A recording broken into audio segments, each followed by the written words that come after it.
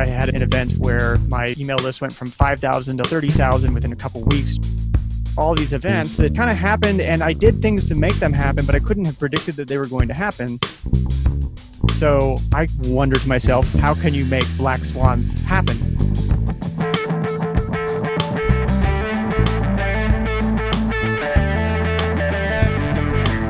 They suffer from interacting with an issue that I call irrational rationality, which is the treating of absence of evidence as evidence of absence. It always really turned me off, the whole A/B testing obsession that there was in Silicon Valley. Well, yeah, if you can use machine learning to do that, well, then that's even more reasons for you to try to ignore those activities and then look for the activities that are low investment but uncertain outcome. That uncertain outcome may be a very positive outcome.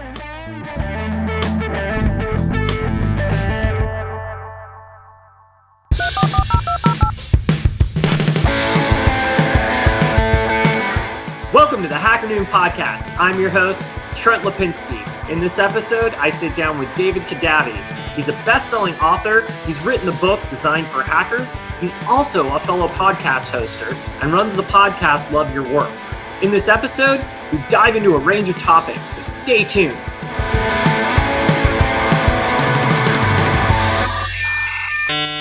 Hey hacker, sorry to interrupt this great podcast.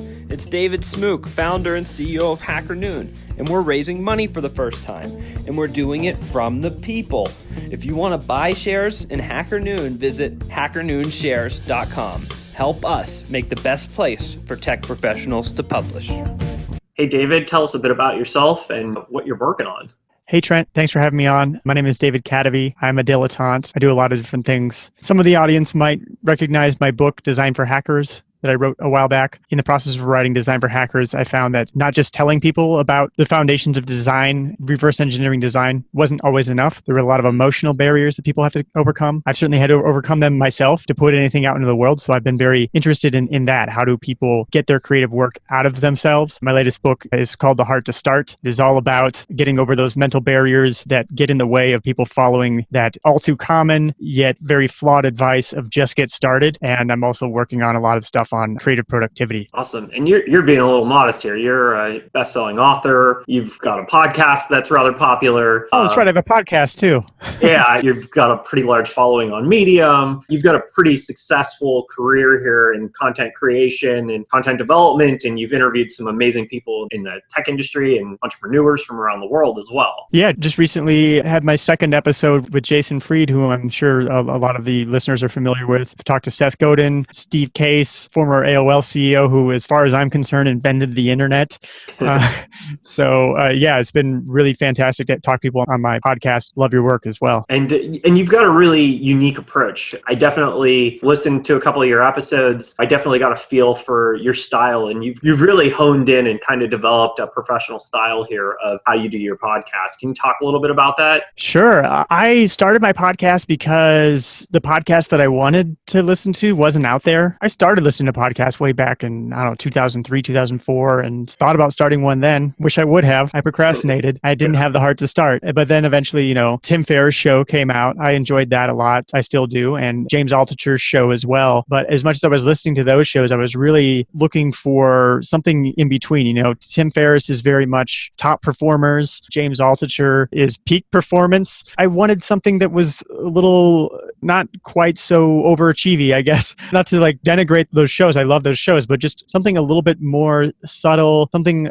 that looks inside of the emotions and the mental tools that somebody uses to get past the barriers that they run across in doing their work. That's been kind of the main theme, I think, but I've been interviewing a lot of creators who really have their own way of doing things, that have found this completely original way of doing things. It's been a fantastic journey for me to be able to talk to these people, and I've learned so much talking to them, and it's made me so much better at my own own work doing it. So it's great to be able to do this show. I think of it more as trying to help people with creative entrepreneurship, not just entrepreneurship, but entrepreneurship is kind of an art form where you're taking your unique experiences, your unique curiosities and interests. It might be part of your emotional journey as well. And you're taking all those things and mixing them up into this thing that you can put out into the world that does something for other people. And I love that you kind of take the time to really articulate everything in your writing, in your podcast episodes. You really put the effort and the energy into making sure that you're defining your terms, you're really explaining things to people. You put that extra effort in to really get things across. And we'll dive a little later into that because that even had some personal implications in my own life. One of the other cool things that I really love that you're doing now is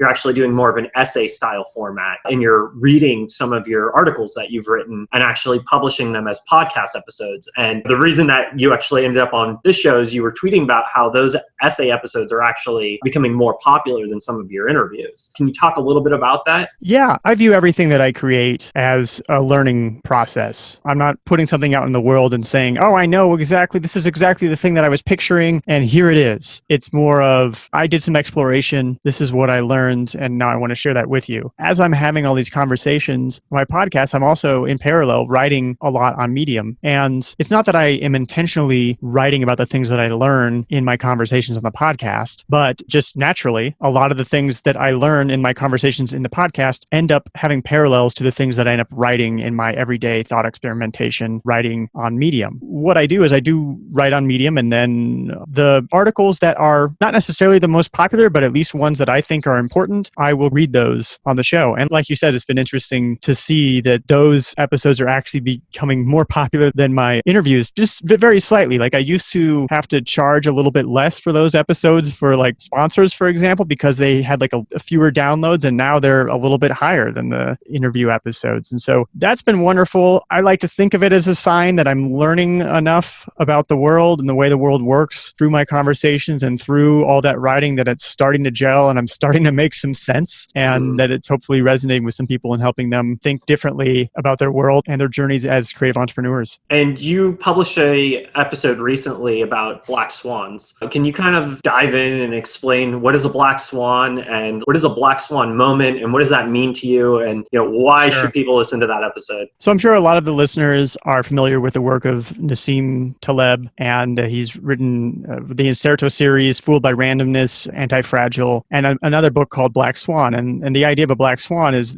these events that there's no way to really foresee that they're going to happen. And then after the fact, people tend to try to rationalize how they happened, which actually makes my article kind of ironic. So, for example, 9/11 would be a black swan, that once that event happens, you didn't really see it coming. I mean, maybe you saw certain elements of it coming, but you couldn't have predicted that it was going to happen. And then once it happens, it's this huge freak event that completely erases everything that came before, and you from then on refer to it as pre this, post this. Another good example would be like a turkey. If you ask a turkey to talk about his well-being, then he'll say, well, I get fed every day by the humans.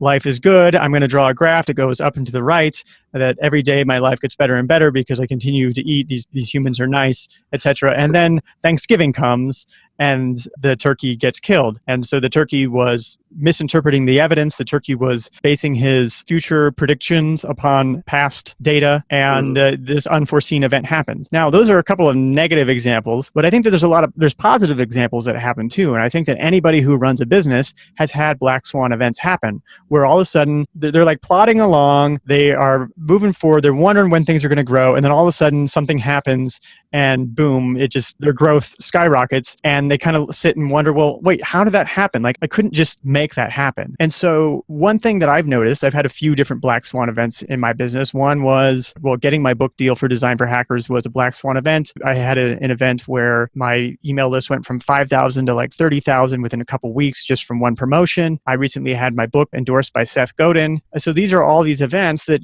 they kind of happened, and I did things to make them happen, but I couldn't have predicted that they were going to happen. So I wonder to myself, well, how can you make black swans happen more often? Which, like I said, is a little bit ironic because they're supposed to be difficult to predict. I don't think that you can follow certain steps and a black swan is going to happen, but I do think that there are principles that you can follow that can increase your chances of a black swan happening, such as there are some activities through which you're pretty sure there's not going to be a black swan. You can sit and A/B test your landing page all day long, or you can sit and tweak your Facebook ads all day long, and you're probably not going to have this sudden event come from that. I mean, I guess I could be wrong. I don't know that much about Facebook ads, but you're not going to have this sudden event. 10-20% increase, maybe. Yeah, maybe you get like a little bit of increase, but you're not going to get this 0 to 1, to quote Peter Thiel. You're not going to get this 0 to 1 event happening where all of a sudden, like, oh, well, that just completely changed my business. Now everything is pre this and post this. But there are events that you can take where you do something and you're not really sure if it's going to work, and you can make these small investments. And sometimes you have these things that you can try and you're not really sure, maybe this will work. Like me sending my book to Seth Godin. Like, well, is Seth Godin going to endorse my book?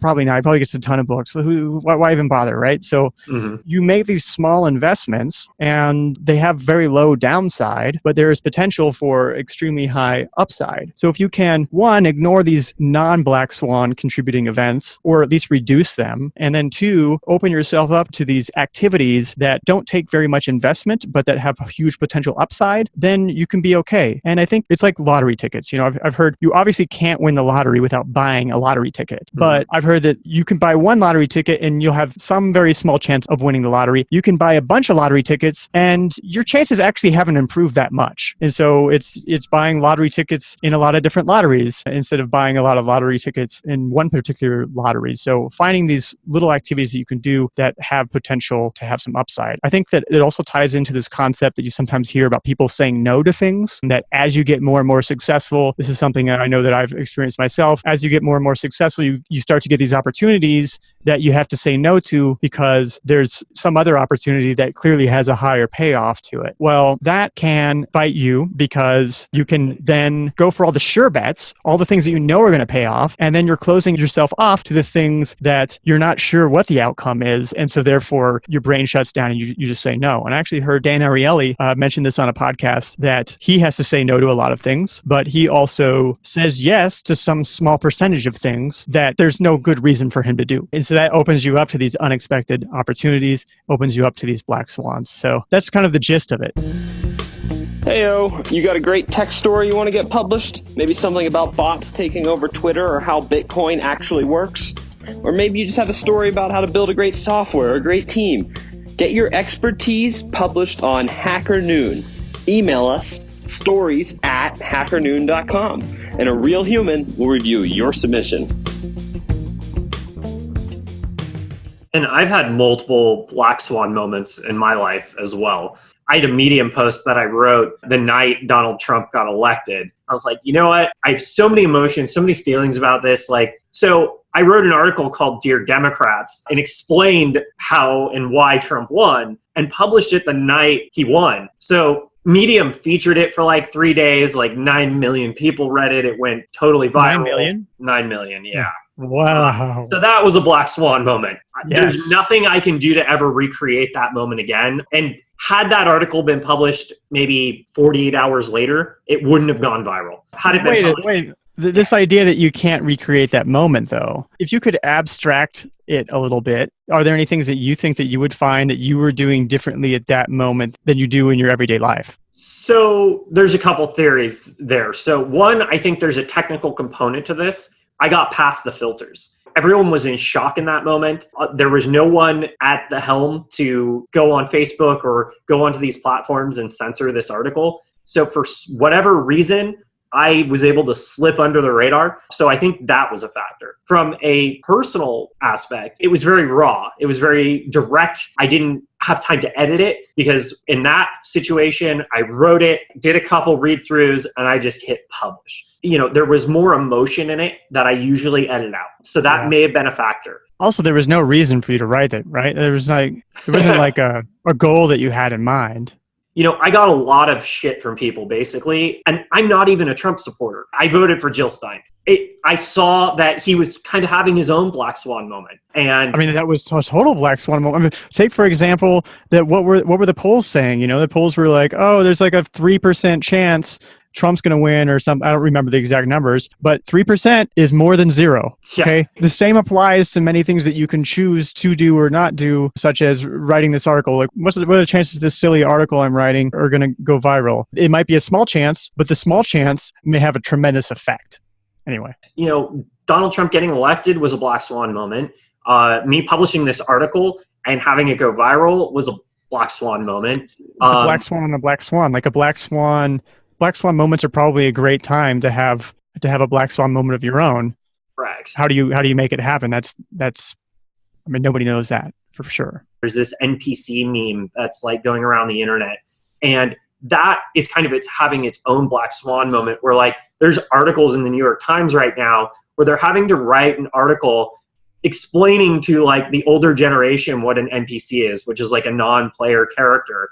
Because if you're like 65 years old, you don't know what an NPC is. This NPC meme seems like something like really odd. Well, it ties into a concept that I wrote about in my latest book, The Hard to Start, called The Voice. And the concept behind The Voice, it's a little bit borrowed from Seth Godin in his book, Unleashing the Idea Virus. He talks about vacuums. Okay, so a vacuum is basically the space between, and this is my own interpretation of it, but like the space between the status quo and the true thoughts and desires of the general population or of the collective consciousness, right? There's how things are, and then there's this lag between that and what people are actually thinking or they actually want. You can imagine how if those are two forces that separate from one another, that can create a vacuum. If you puncture the vacuum, then that makes it either go viral, or that tension releases. And when that tension releases, that causes something to spread. And the source of that is your own thoughts, is that we're always having these little thoughts that come in and out of our heads, and then we just ignore them, often because we're programmed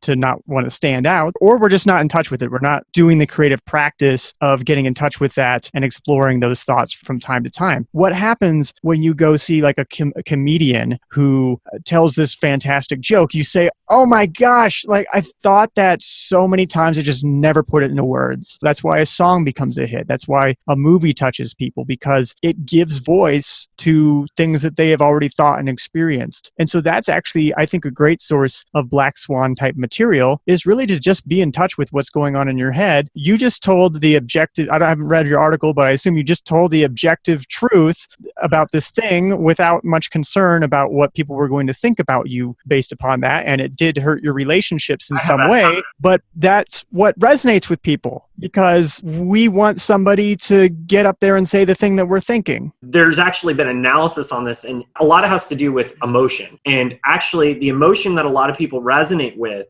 is anger. Yeah, I'm somebody who I really steer clear of anger, I guess. Just in my general day-to-day life, I try not to be angry, and I also try not to use it in my own writing. I try to play the long game, I guess. But yeah, I'm always definitely thinking about what is the status quo thought that people have in their minds that has been programmed into them, and then what do they really feel about stuff. And I try to give voice to that as much as I could. Not always on like the juiciest or most controversial topics, but that's something that I'm always searching for.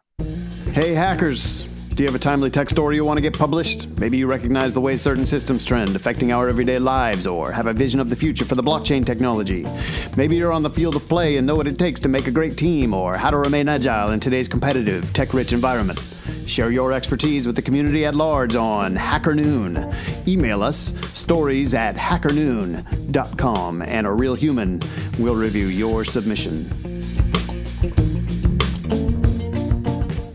One of the things I appreciate about your writing and how I actually first came to reading your work was I was dealing with a number of health issues. And I came across one of your articles where you were talking about how you suspected you had Lyme disease and what you were going through physically. And that gave me kind of an oh shit moment where I read your article and I was like, okay, I'm experiencing exactly the same thing. And like, I seriously need to investigate this. So that led me on this journey over the last year and a half now, where I've now officially gotten a Lyme disease diagnosis myself. I potentially have some co-infections, possibly a Bartonella. And then I also figured out that I'm dealing with mercury as well as some aluminum poisoning. You yourself have also been dealing with a number of health issues that are very similar to my own. had I not read your article, I may not have given me that kind of moment, because you had articulated what you had gone through so clearly that I was able to identify it and say, someone else is experiencing what I'm experiencing. And then now here I am a year and a half later talking to you on this podcast, and I recently just published, my own series about my own health issues with the intention of, can I help other people and have that same kind of moment that you helped me have? Being honest, being direct, being objective, and talking about, the things that we're experiencing, and then putting that out there in a way that's original and authentic helps people connect and helps people going through something like figuring out, hey, maybe I have, this disease or this condition or whatever. So can you talk a little bit about what you've been going through health-wise? And actually, I would first love to talk about how what we have been talking about so far ties into all of this. And that being that I didn't really realize at the time, I had never read any of Taleb's books at the time, but it was an anti-fragile black swan producing thing to write openly about my struggles. And in part because there's this thing in society, and I want to preface anything that we say before with this as well, because I know it's a hacker podcast. There's lots of engineers, lots of very rational people. They want to see studies that say exactly that this thing is happening or that thing is happening. And the things that we're about to talk about, such as Lyme or mercury exposure, especially from metal fillings, they suffer from interacting with an issue that I call irrational rationality, which is the treating of absence of evidence as evidence of absence, to steal something from Taleb. And it's that there are these complex areas where there are multiple systems interacting with each other that makes it very difficult to have scientific findings around things. I mean, just for example, there's apparently a crisis in medicine now where it's difficult to find an effect with drugs because of the way that studies are conducted, which is that it has to show an effect across the population. So you might have a treatment that doesn't show an effect across the population, but it turns out there's a couple people in there that this thing really helped. And they say like, well, I can't have this drug. It's not approved. That really helped me.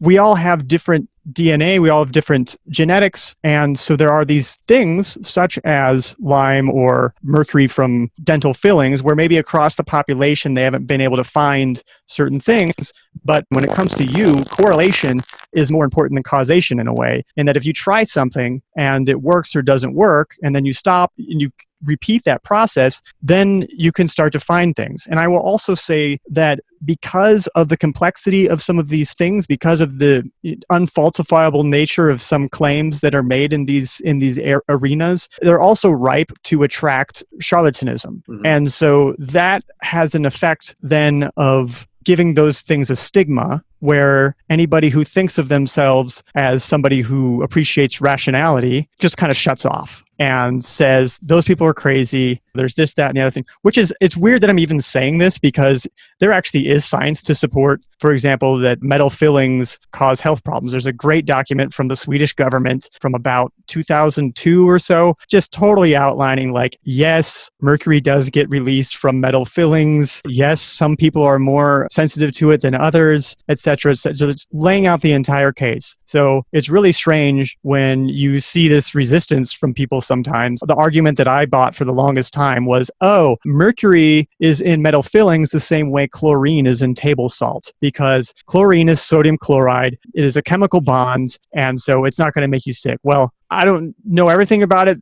Somebody who knows more about chemistry than me told me about this idea that mercury is actually a very volatile element and does not like to be in chemical bonds. And so that's why you do have the issue with it being off gas from metal fillings. It's very clear from the studies that if you give somebody a chelating agent, that they will have higher levels of mercury in their blood after the agent because they have metal fillings. And it's a double-edged sword too, because what a spirochete is it's a bacterium. People think it's like this, oh, it's just a bacterial infection. You can just do around antibiotics, but it doesn't work that way. It's got unique properties where it forms something what's called a biofilm, where it can actually form like a protective layer that protects it from the immune system. And this has been researched. This is provable. It's It's not that crazy. Other bacteria, other substances can form biofilms. This isn't something new. You have to break up biofilms if you're treating Lyme. If you do not treat the biofilms and you're just treating the active infection, the biofilm can contain what's called a persister cell. And those persister cells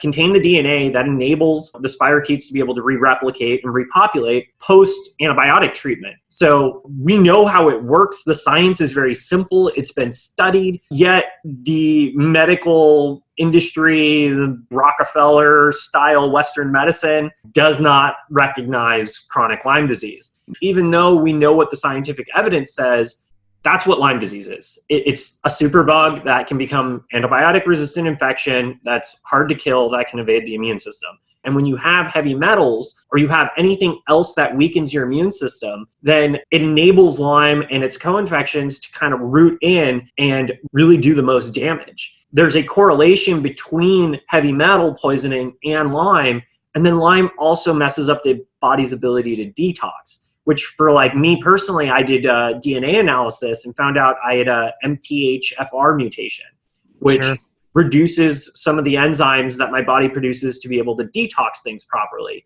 So you throw mercury and aluminum and Lyme disease and Bartonella into the mix, and now I'm a cocktail for, a suppressed immune system. And it's all these little different things that kind of had to happen for me to get these symptoms. And we're not used to looking at these things as a whole. Yeah, and sometimes you have institutional inertia, like the FDA saying, oh, there's only been 100 cases of people being sensitive to their metal fillings. Yeah, right.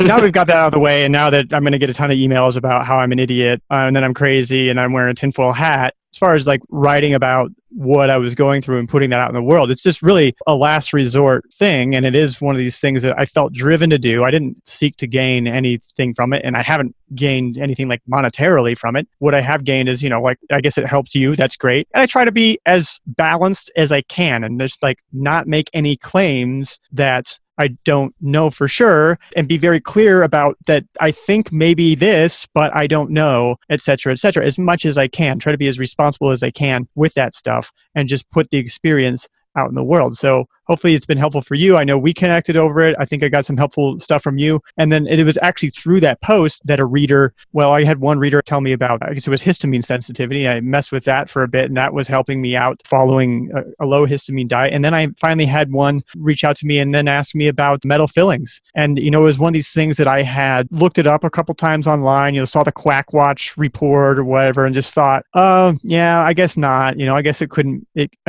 be that. But then I was just to the point where, I wasn't suicidal, but I didn't want to live. I do not want to live if it's going to be like this. And so what do I have to lose by trying this thing? It is an asymmetric sort of investment. I'll have to go to the dentist a few times to get my fillings changed. It'll cost me some money. It'll be inconvenient. But at the end, I can know whether or not this thing works. And if it doesn't work, then I have to look somewhere else. But I tried it, and it definitely worked. I was definitely very sensitive to the metals, because when I tried to remove 2 fillings at once, I got very, very sick from that. And then as I was removing one by one, I had different things like muscles that were twitching as they were releasing. And then when I finally got the fillings out for good, that night I could hardly sleep because my heart was pounding so hard. My body was just completely bouncing back. Every breath that I took just felt like it was full of more oxygen than any breath I had ever taken before. I had had these fillings for my entire life. Now, of course, that's not the end of it, because I've been breathing in mercury vapor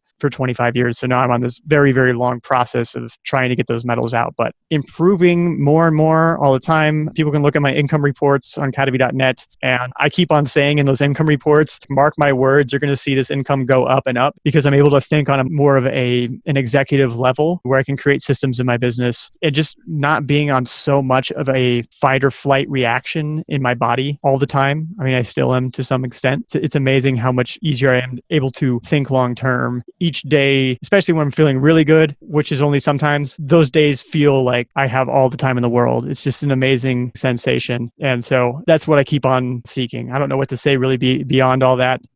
I've had exactly the same experience. I get days where I'm so clear, I'm so productive, and I can get all these things done. And then I have days where can I get out of bed today? What's tricky is that a lot of people listening know exactly how that feels and they still might not have a health problem. For me, it's when things are really hitting, I suddenly feel normal and normal people make sense to me. For me, it's like, that's how people like live with their partners and have children and go to a job in an office. Like these are all things that are just out of the question for me, given my energy level and my mental functioning. I've got to be in this controlled environment. I've got my podcast studio here. I go to my desk and I write, and I've got to take a nap here and there. And I've got to have this perfect diet that's difficult to get when I travel, etc. So it's a whole other level of complexity and inconvenience. Preparation and planning that goes into everything, having to bring food with you. I mean, Yes. I don't eat food if I can't identify it, I don't eat it. It's a blessing in some ways. It reminds me of Ari Meisel as somebody who had ulcerative colitis, right? And so he had to set up a bunch of systems to get himself better. And so now he's this productivity guru who has written a lot of stuff that's been helpful for me. And I find it makes me more organized. I've also noticed that like when I'm in Starbucks or something and I see the case full of pastries and I realize that I don't even notice them because I can't eat that, I realize, wow, it must be really tough to be a normal person that can eat this, because then you've got to decide all the time whether you're going to just grab this bear claw or not. In that way, it's a blessing. So do you have a time in your life where you've had to hack something? You've written a book on Design for Hackers. What's something that you've had to hack? I'd say my whole life is a hack. I mean, not that I'm a hack, or maybe some people think that, but I live in Colombia, just as one example. And, so I'm doing the whole geographic arbitrage thing, but I have a different kind of approach to geographic arbitrage than I tend to see a lot of times. I think a lot of people want to do geographic arbitrage so they can make a small amount of money, work 4 hours a week, spend the rest of their day taking Tango lessons, etc., which is great. It's fun. Like I've had those times in my life, but I did it more of, I wanted to double down on writing. I wanted to really double down on having conversations on my podcast, reading books, talking to authors, thinking about things and sharing what I've learned along the way. And so I've used geographic arbitrage as a way to get closer and closer to the things that I am passionate about and that I enjoy. I think going and living in another country is a great hack. And along with it, you get to learn a new language. That's helpful from a work standpoint because it helps you disconnect from your creative work, etc. I'd say that living down here in Colombia is just one example of a hack that I've done. And final thoughts before we wrap up? Yeah, sure. On this Black Swan theme, for the longest time was when I first came out with my book, Design for Hackers, I'd get a lot of people asking me about, what color should I make my button on this? And they're A/B testing the stuff. And it always really turned me off, the whole A/B testing obsession that there was in Silicon Valley. I don't think it's quite as intense as it was, or people thought that they could A/B test their way to some great learning. So some great insight. Well, yeah, you can use machine learning. So, well, yeah, if you can use machine learning to do that, well, that's even more reasons for you to try to ignore those activities and then look for the activities that are low investment but uncertain outcome, because that uncertain outcome may be a positive outcome. Awesome. And where can people find you? People can find me at my podcast. You're listening to this podcast. You probably listen to podcasts. So go search for Love Your Work and you will find me. I'm David Kadavy, and I've got conversations with Seth Godin and James Altucher and Dan Ariely, tons of great creators, chefs, dancers, etc. Also, kadavy.net is my general blog. You can find income reports, my podcasts, and links to my books. And then also I'm very active on Twitter at Kadavy. And you also have a Medium account as well. That's right. Yes, I do write on Medium as well. That's also at Kadavy. You can find me there. We're going to have to get you on Hacker Noon and get you contributing on that as well. So it's been a pleasure having you on the show. Thank you for coming on. This was an amazing episode, and personal thank you as well for, writing the health post that you wrote, because, it had a big impact on my life and I truly appreciate it. Great. That means so much, because I'm sure you can imagine, like, to put a post out there like that with so much detail is like you really feel vulnerable in the moment, but it's wonderful to know that it can actually help somebody. Well, thank you again. This concludes another episode of the Hacker Noon podcast. I'm your host, Trent Lapinski. Please don't forget to subscribe to us on iTunes and YouTube and follow us on social media. You can also find us at hackernoon.com and podcast.hackernoon.com for more episodes. Thank you for listening.